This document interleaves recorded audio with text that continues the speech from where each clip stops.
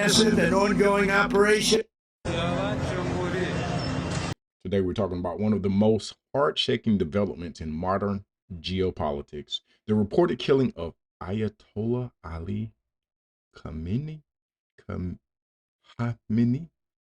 I know I'm saying it wrong, I apologize. The longtime supreme leader of the Islamic Republic of Iran. This moment marks a turning point in the ongoing conflict between Iran, the United States, and Israel, and it could reshape the Middle East for years to come. Let's dive in. The United States military is undertaking a massive and ongoing operation.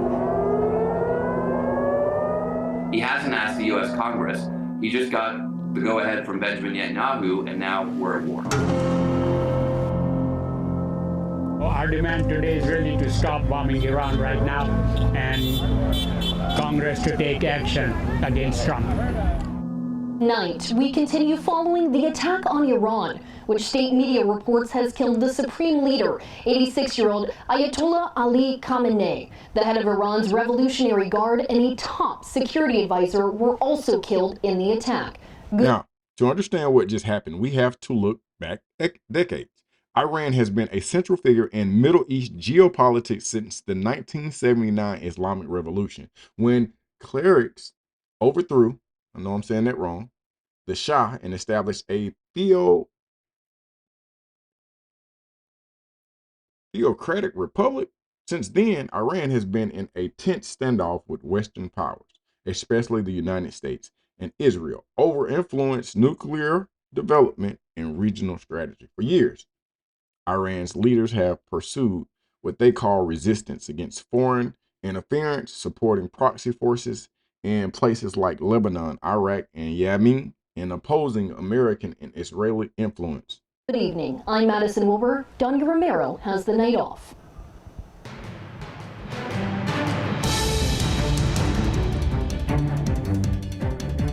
Taking you live now to Tel Aviv in Israel, where the local time is 8 o'clock Sunday morning. Tonight, the Iranian cabinet is now warning that the attack will never go unanswered. The statement was followed by the Iranian Revolutionary Guard saying a severe, decisive, and regret-inducing punishment is coming over the Supreme Leader's killing. National correspondent Atra El-Nashar reports on what could be a prolonged war in the Middle East. I'm Atra El-Nashar in Washington. Joint U.S.-Israeli strikes on Iran called Operation Epic Fury have taken out top members of Iranian leadership, including Supreme Leader Ayatollah Ali Khamenei. Now, who is Ayatollah? He became supreme leader in 1989, succeeding the founder of the Islamic Republic. As supreme leader, he held ultimate authority over Iran's government, military, judiciary, and foreign policy, more so than any elected official. Under his rule, Iran expanded its influence across the Middle East. The Islamic Revolutionary Guard Corps, IRGC, became a powerful military and economic force. Political dissent and reform movements within Iran were often met with repression and violence. Ayatollah's tenure was marked by both fierce nationalism and internal controversy. While many Iranians supported Iran's independence from Western powers, others grew frustrated with economic hardship, limited freedoms, and political crackdowns. So who was he? To some, he was a steadfast leader defending his nation's sovereignty. To others, he was an authoritarian ruler whose policies isolated Iran and escalated regional tensions. Regardless of perspective, his role was pivotal in shaping the Middle East for nearly 4 decades. Khamenei, a key objective of the strikes and a blow to the Iranian regime that will have major repercussions. In a social media post, President Trump says Khamenei, one of the most evil people in history, is dead. He was unable to avoid our intelligence and highly sophisticated tracking systems, and working closely with Israel, there was not a thing he or the other leaders that have been killed along with him could do. The heavy and pinpoint bombing, however, will continue uninterrupted throughout the week or as long as necessary to achieve our objective of peace throughout the Middle East and indeed the world. This map of Iran shows just how widespread the U.S.-Israeli strikes have been so far. In recent weeks, President Trump openly weighed military action as nascent nuclear talks with Iran, as recent as Thursday, didn't immediately yield a deal. We will ensure that Iran does not obtain a nuclear weapon. The lives of courageous American heroes may be lost and we may have casualties. Smoke seen here in Bahrain, home to a U.S. Navy base. Here is where Iran is retaliating against Israel and U.S. On February 28, 2026, a coordinated military strike carried out jointly by the United States and Israel targeted senior Iranian leaders and strategic infrastructure. Reports indicate the Iranian Supreme Leader was killed during these strikes. President Donald Trump confirmed Khamenei's death publicly, framing the operation as a response to Iran's hostility and as part of what U.S. officials describe as a larger campaign to degrade Iran's military capabilities. Iran's state media also announced his death and declared a period of national mourning, underscoring the seriousness of the moment for the Iranian people and the regime. This wasn't a minor skirmish. Strikes hit multiple targets across Iran, reportedly including missile sites, military headquarters, and other facilities tied to Iran's defense apparatus. Military bases. The yellow countries contain sites that have been targeted. Red have been hit. Iran has been preparing for this, running provocative Navy drills with Russia, warning any attack would be met with greater force than what followed last summer's Operation Midnight Hammer strikes on 3 Iranian nuclear facilities. We learned lots of lessons from the previous war, and we will certainly teach the aggressors a lesson they deserve. President Trump tells Iranian civilians to, for now, shelter in place. When we are finished, take over your government. It will be yours to take. Back in the U.S., many members of Congress, mostly Democrats, demand clarity on the president's objectives. This sounds an awful lot like it could be Iraq War 2.0. This is war. This is major. These are major combat operations.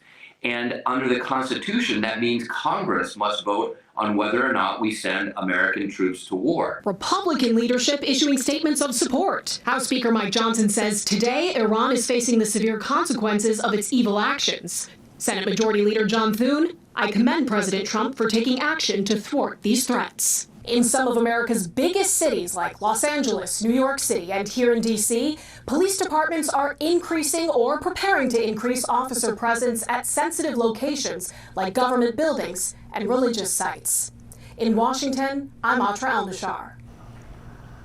Let's take another live look at Tel Aviv. New details are coming down from the Associated Press, reporting that Iran's parliament speaker is calling the U.S. and Israeli leaders filthy criminals who will face, quote, devastating blows. Now, in response, President Trump posted this to his Truth Social, writing, Iran just stated that they are going to hit very hard today, harder than they have ever hit before. They better not do that, however, because if they do, we will hit them with a force that has never been seen before.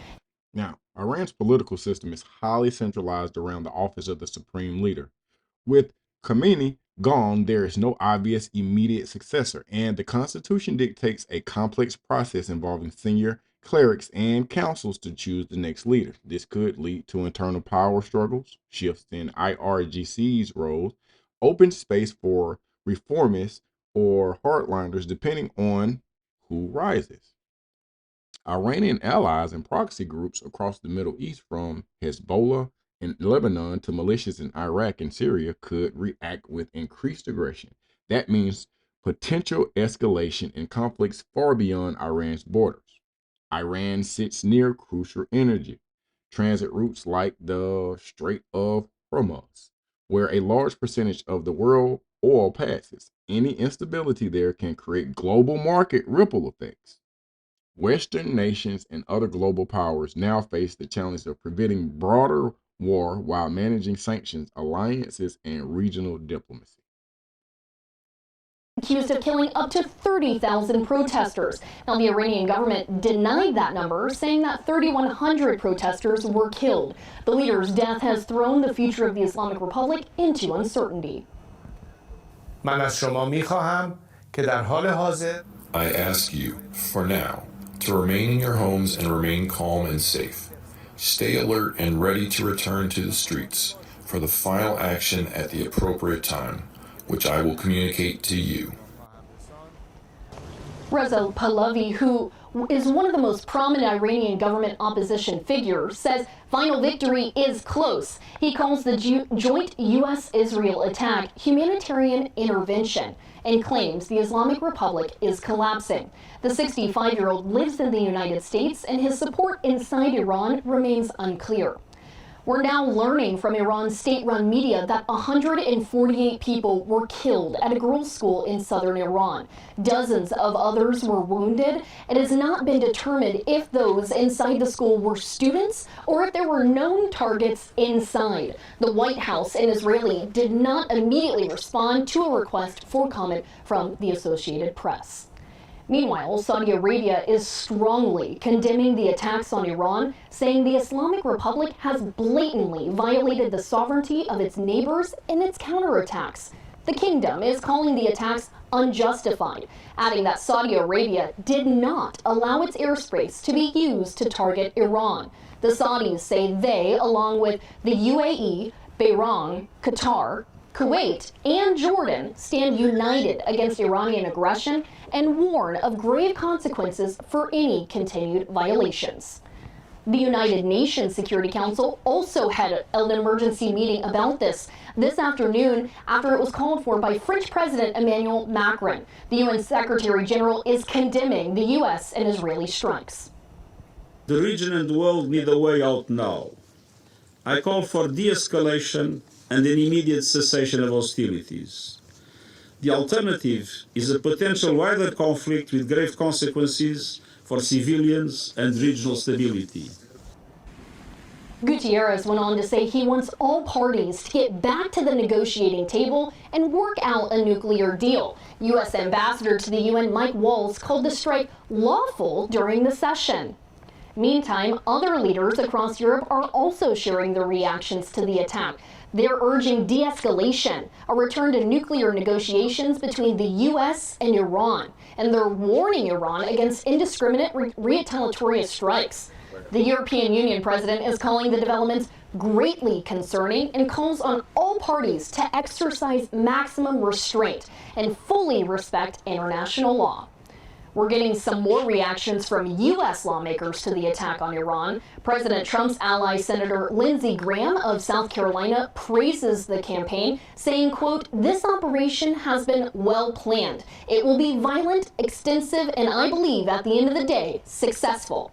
Pennsylvania Democrat John Fetterman also praising the attack, writing, quote, "President Trump has been willing to do what's right and necessary to produce real peace in the region." Arizona Democratic Senator Ruben Gallego striking a very different tone. He says, "I lost friends in Iraq to an illegal war. Young working class kids should not pay the ultimate price for regime change in a war that hasn't been explained or justified to the American people." And Secretary of War Pete Hegseth is calling Operation Epic Fury the most lethal, most complex, and most precision aerial operation in history. Hegseth posted to social media tonight about the U.S.-Israeli strike on Iran. He said Iran refused to make a deal on its nuclear program and is now suffering the consequences. Hegseth went on to say that unlike previous presidents on Iran, President Trump is dealing with, quote, "this cancer." The Democrat and Republican lawmakers spearheading an Iran war powers resolution say Congress. Now, here are the possible outcomes. What could happen next? 1. Escalation. Iran or its allied groups could launch a retaliatory strike against the United States or Israeli targets, directly or through proxy militias. 2. Political change within Iran. A transitional leadership council may take temporary control while clerics choose a permanent successor, possibly reshaping how Iran's foreign policy is run. 3. Negotiation and diplomacy. Pressure from the global powers, including China, Russia, and European nations, could create incentives to de-escalate and avoid full-scale war. Regional realignment. Neighboring states may reassess alliances, military postures, and economic strategies to cope with uncertainty. None of these outcomes are certain, but the world is now watching more closely than ever. This is not just breaking news. This is a turning point. When a longtime leader like Khamenei is removed, whether you view it as strategic, controversial, or historical, the consequences will ripple beyond borders, economies, and governments. And the only way to understand what comes next is to understand how we got here. Must act immediately.